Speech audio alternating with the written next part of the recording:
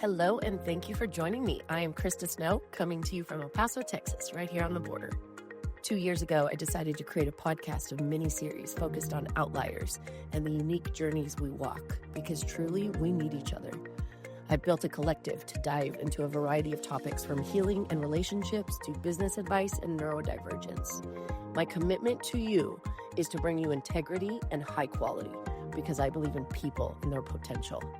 So without further ado, welcome to this space where you can join the collective as we listen, learn the flip side, and ultimately level up our lives together. I'll be your host, and you're listening to the Level Up Podcast. Well, we are here back with the Level Up Podcast, and we are doing our series on immigration. My friend Jessie Diaz and I have a special guest today who is my friend Saridd. And she works at an orphanage across the border, and we live here in El Paso, Texas, and she is our friend that lives right over the border. But for so long, we were here on the same soil, and Saridd and I became friends over 20 years ago. And so we have her as a guest to tell her story today. So thank you, Jessie, for being here. Thank you, Saridd, for being a guest. And I like to start every episode with low high. So it sort of is that balance sheet. Saridd, you're an accountant. You'll get this. It's that balance sheet snapshot of where you're at, like right now.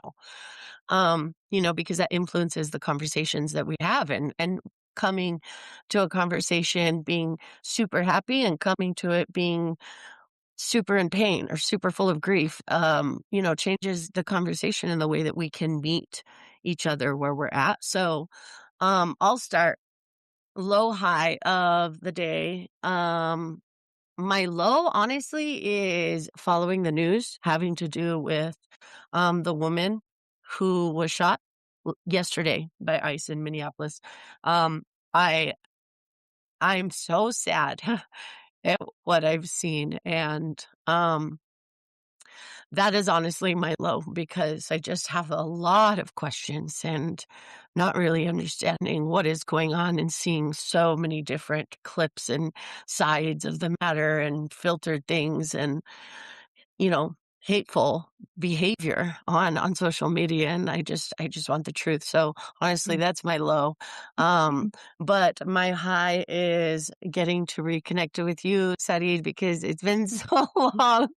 We see each other online, but we don't actually get to interact face to face so often. It's been a couple of months. So thank you for being here. And who wants to go next? Low high. Mine's pretty much very similar.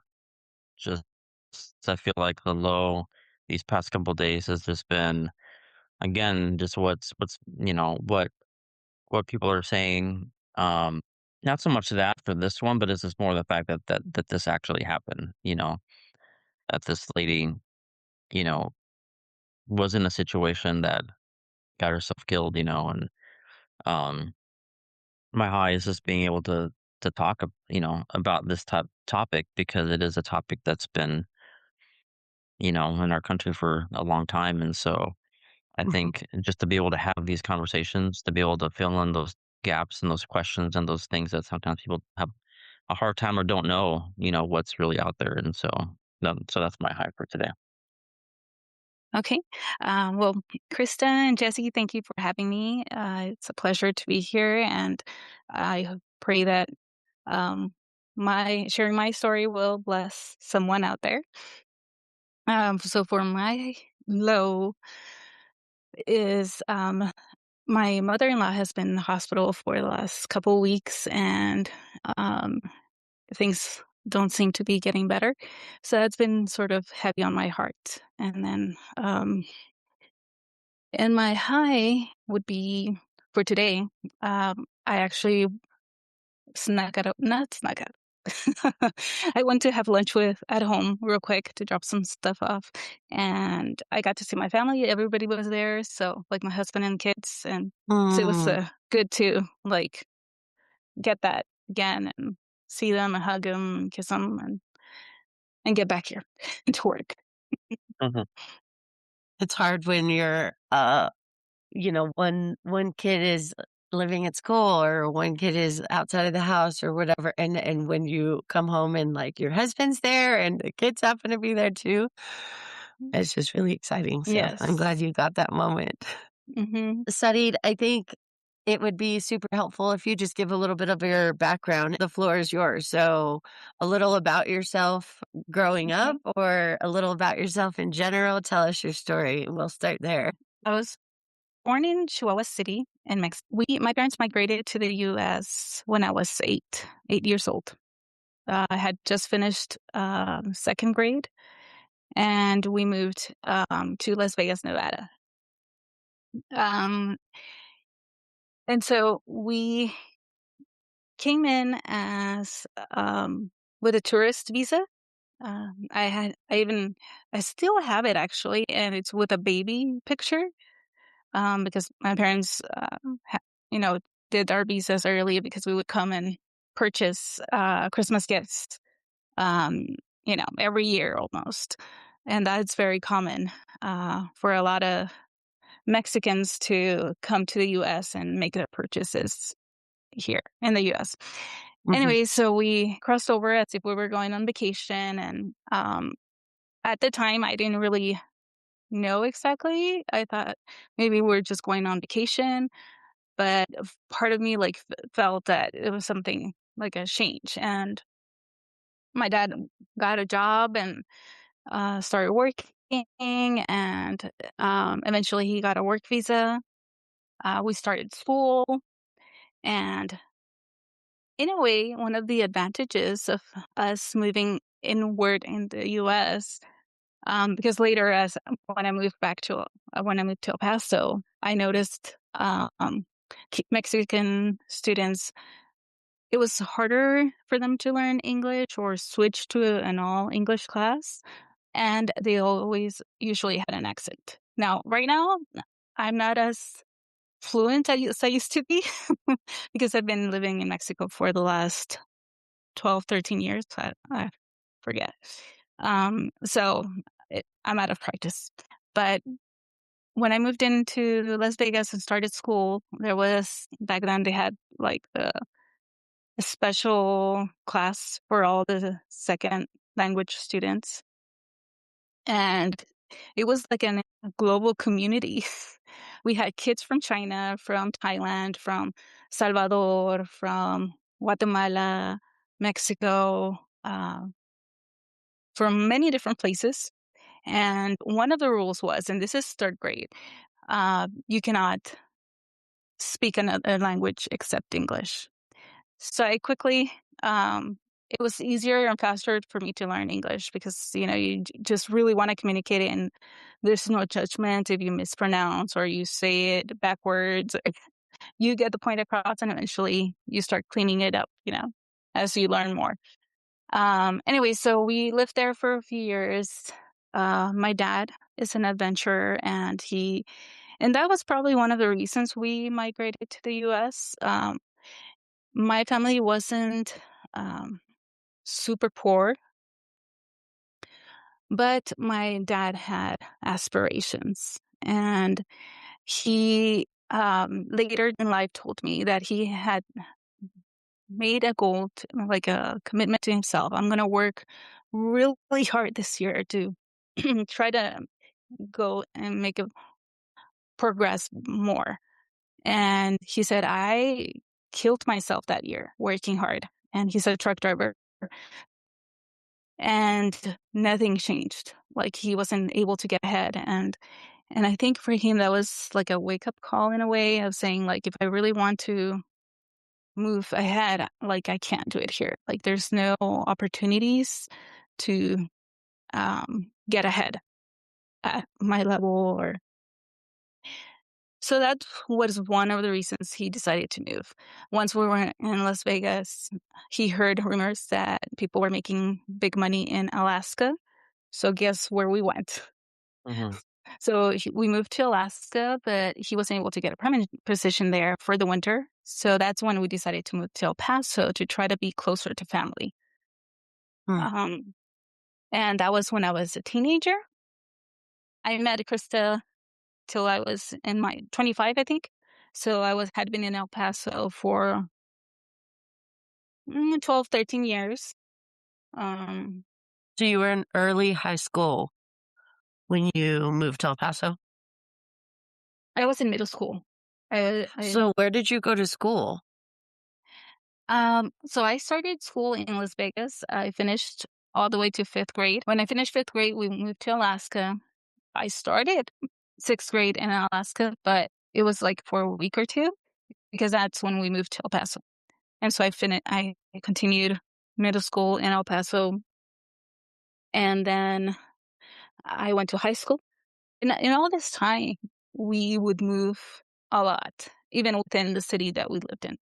So it was a constant for me having to try to make new friends, having to move things. And when we moved to Alaska, we had to sell everything we had and just take a suitcase with our clothes, basically, and kind of restart again. So, so I finished high school in El Paso, and actually I was in a way unaware of my immigration status and how uh, the implications of that, because technically we were illegal, right?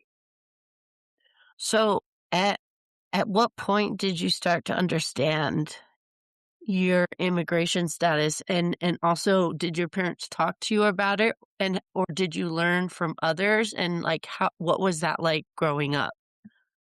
Well, being in the classroom of all immigrants Mm. helped, because you have this little community there. But Hmm. when you went out to recess, for example, and you have all these other kids from, you know, American kids who know that you're not originally from there, you would get sometimes called upon things. And I remember like one time one boy told me like, go back to the country or go back to where you came from or something like that. And my response was, when you go back to England, I'll go back to Mexico. That's actually kind of awesome. And then one time, well, and speaking of my immigration status, that sometimes they would call you wetback, right? Mojada or something like that. And, in my mind, like, no, I'm not a wetback. Like, I didn't swim across the river. We crossed over the bridge.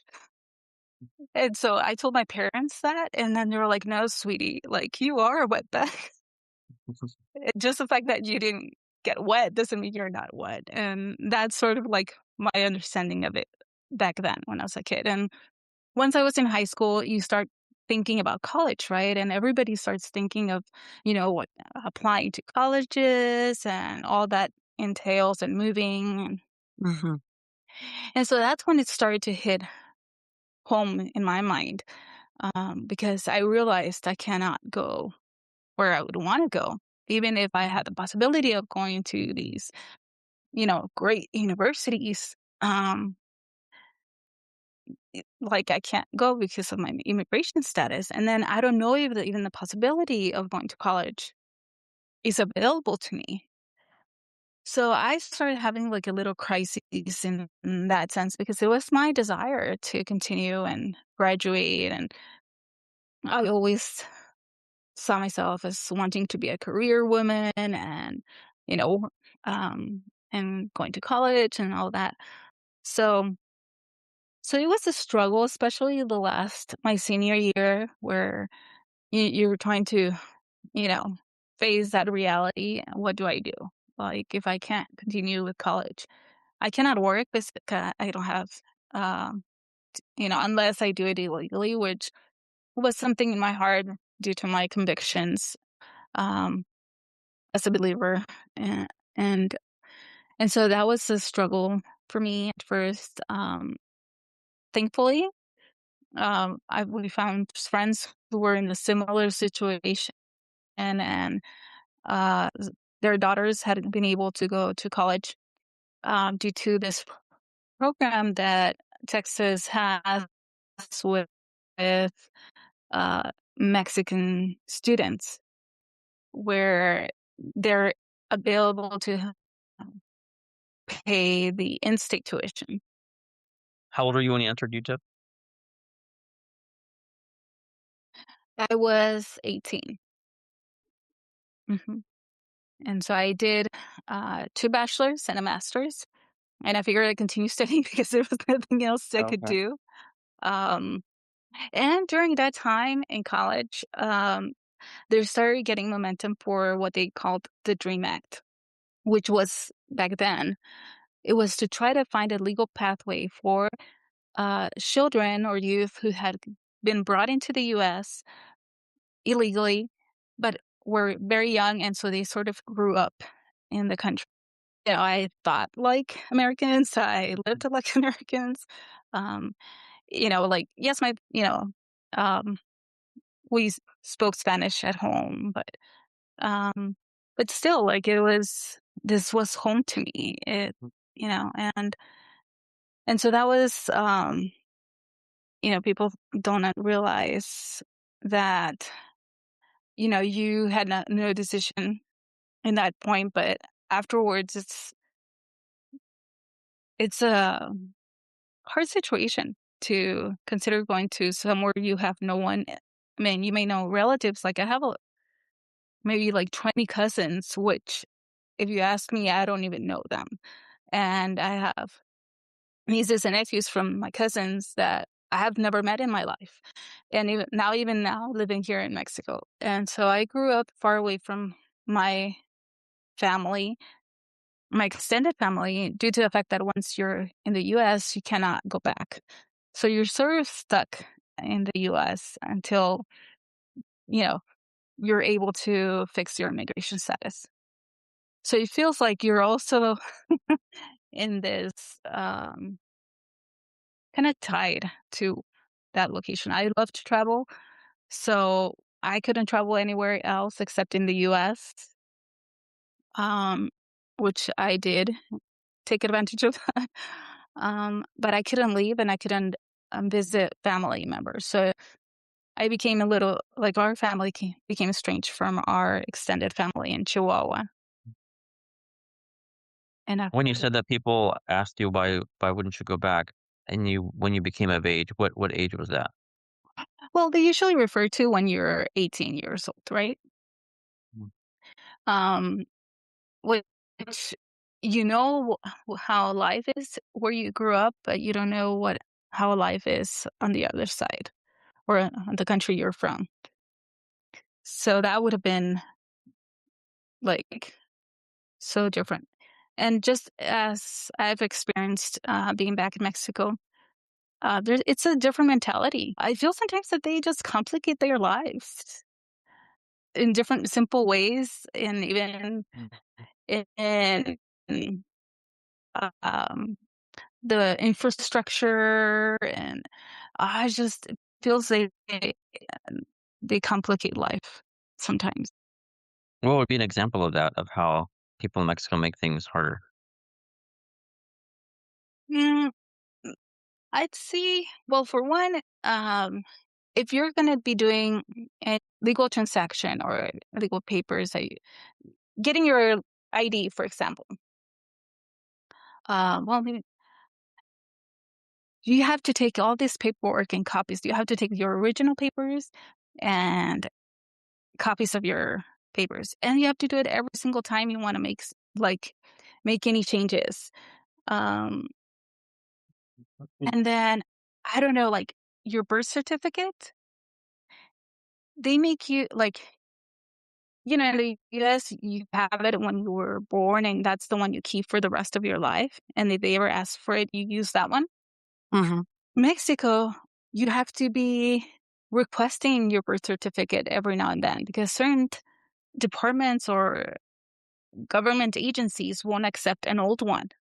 If you go to the hospital, to make an appointment, a doctor visit or whatever, Like you have to go to like 4 different places, and then you end up in the same place you started in to make the final transaction happen. But first, oh no, you need to go over there first. And then you go over there. No, you needed to go over there first. And then go back to this. And then you go back and you're just like, what? So they keep, you're running around like a headless chicken sometimes. And it's all the little details, and even the roads, the infrastructure. It's a lot of roundabouts. You can't, and maybe and actually, I live in the northern part of Mexico. The northern part of Mexico is more Americanized. I cannot imagine going south if at the, at the north, I'm getting situations like that. So it's just all those complications. And then I'm an accountant, and I work and do stuff like that. I don't feel as confident doing Mexican accounting because of all the rules. And it feels like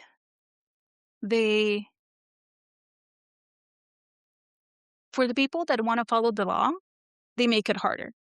And I understand the logic because they're trying to close all these loopholes.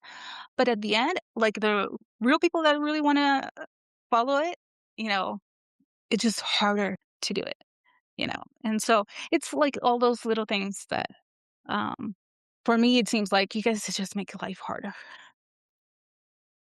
or more complicated than it can actually be. Do you think that it's been hard because both places are home in a way, right? Like to rectify that in your own head? Because, like, okay, Mexico, you were born in one place, right? Then you lived countless years, became an adult, went to school, like literally master's degree educated. And then, Mexico became home again when you moved back to care for your mom and stuff. But like your status the whole time has been like you're both. You're all of it. Has that been hard because home is both places? Well, Mexico, when I got back, it didn't feel like home. I think it hadn't felt like home until maybe the last 6, 7 years. And I would attribute that to what God did in my heart. I came back to Mexico because my mom got ALS and we needed to care for her. And so I moved back, and it really wasn't, it never felt at home. Like I was all these frustrations with how life was. And in a way I had it good in the sense that my dad was able to provide for us and sustain us. And so I didn't have to work, and I could take care of my mom, and we could give her a decent quality life. But it didn't feel home. The place itself. Obviously, home to me has always been whom I'm with. And, for me, it was being with my family, with my parents. I felt at home with my family unit. But the place itself, I really struggled. I really struggled to try to make friends, to find a community. And so for me, my home was where I had spent most of my life in. And my family was friends that had become family. My family members, I mean, I'll put it to you this way. I got married this year. How many of my real family came to my wedding? Only one. One cousin came. And she was, in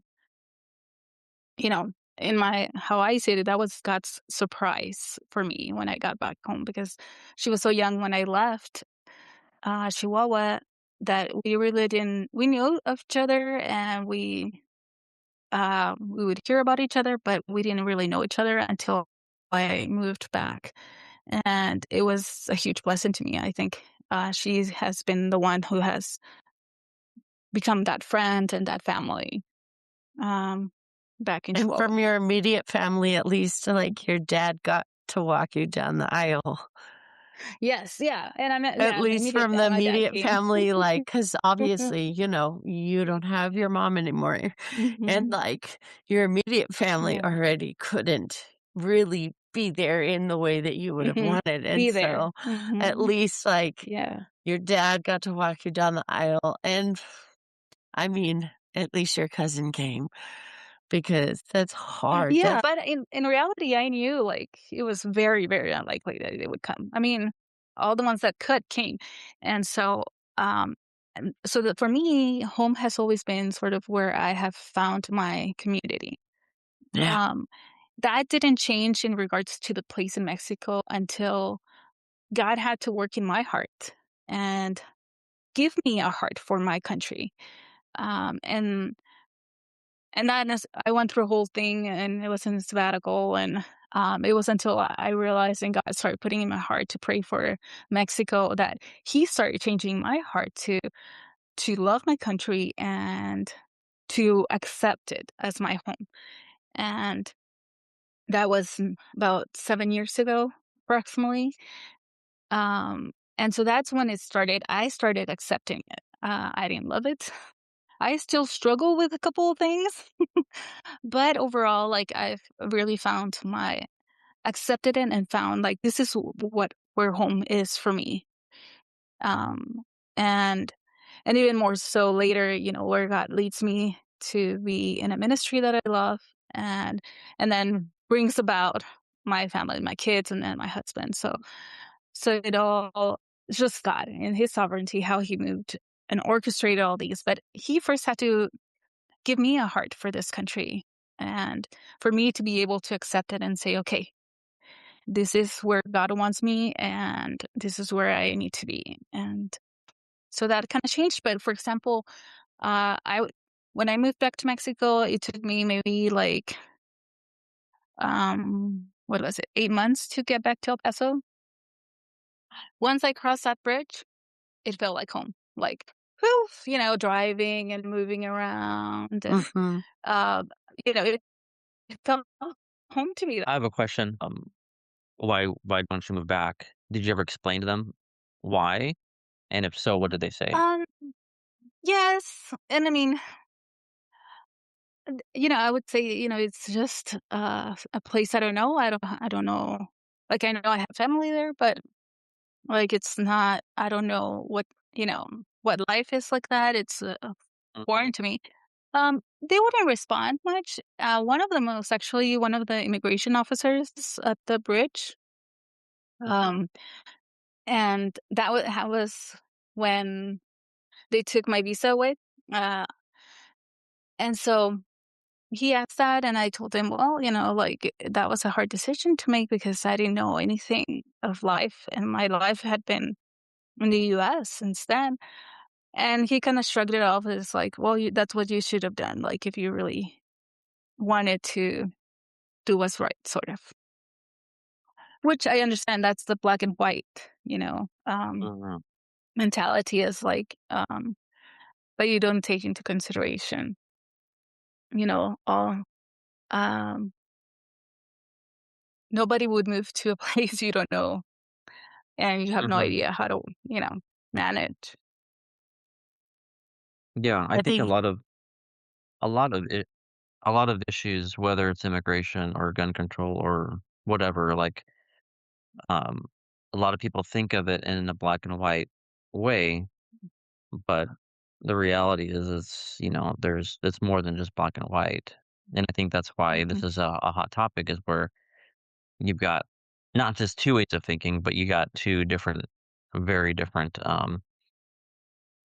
bipolar ways of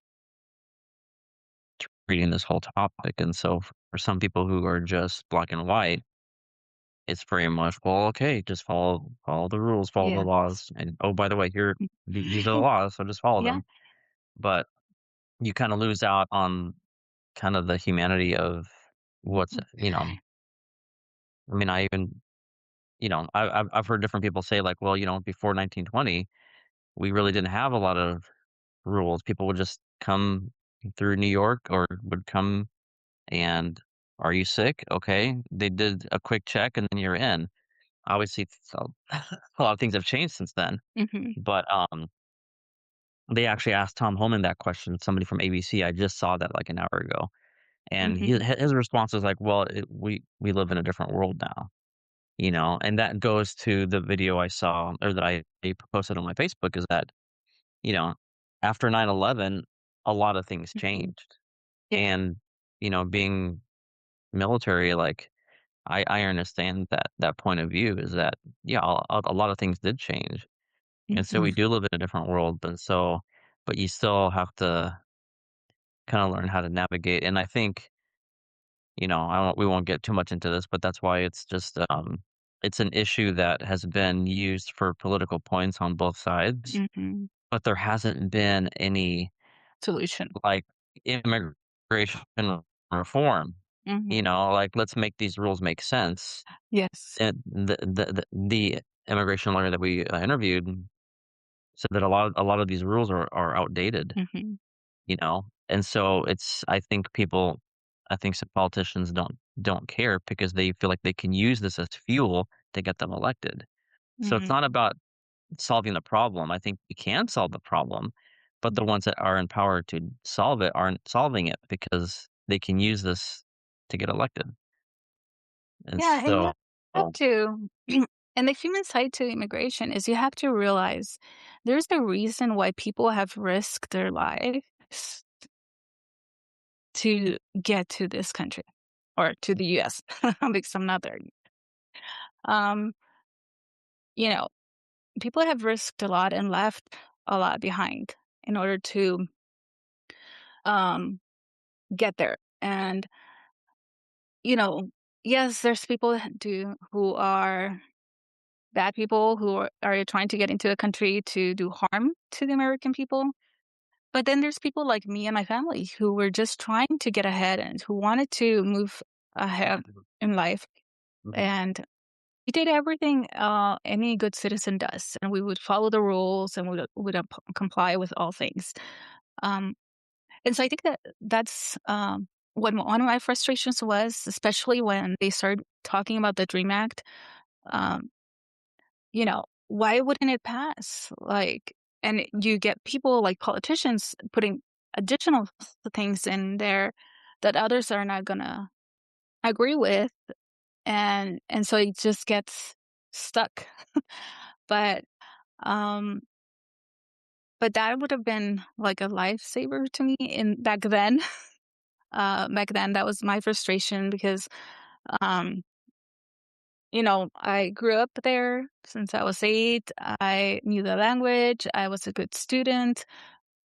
I could have contributed much to the country, Mhm. um, but that didn't come through.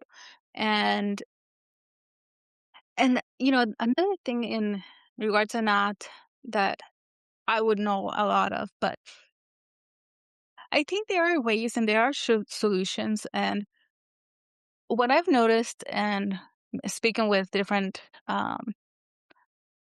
fellow countrymen and women, um, a lot of them have this love for the Mexico that when I was younger, I didn't understand. I was like, "What do you love about it?" Um, I, and I couldn't understand. It's like you're here because you couldn't make it out there, and like, why are you so loyal and so proud to be Mexican? Um, and not that I was, you know, minimized Mexico, but to me, it look attractive at all. And but anyway, so I was always kind of struck by their loyalty and their love for their homeland.